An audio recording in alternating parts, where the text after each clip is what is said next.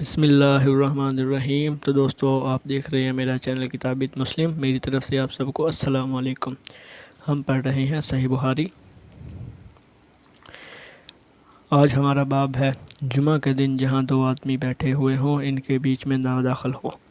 حدیث نمبر ہے 910۔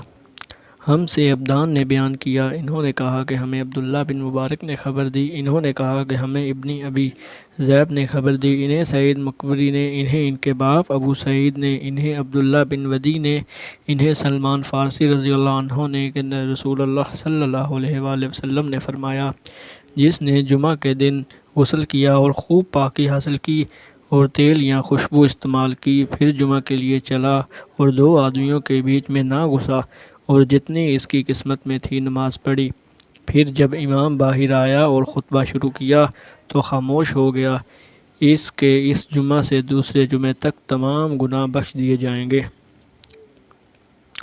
اسی حدیث کی تشریح ہے، آداب جمعہ میں سے ضروری ادب ہے کہ آنے والا نہایت ہی ادب و متانت کے ساتھ جہاں جگہ پائے بیٹھ جائے، کسی کی گردن پھلانگ کر آگے نہ بڑھے، کیونکہ یہ شرعاً ممنوع اور معیوب ہے۔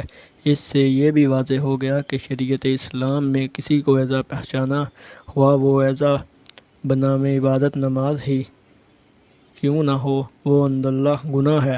اسی مضمون کی اگلی حدیث میں مزید تفصیل آ رہی ہے۔ اگلی حدیث انشاءاللہ آپ نیکسٹ ویڈیوز میں دیکھ لیں گے، تو اس حدیث کو زیادہ سے زیادہ شیئر کریں ثواب دارین اور صدقہ جاریہ کی نیت سے۔ صدق اللہ العظیم۔ اللہ حافظ۔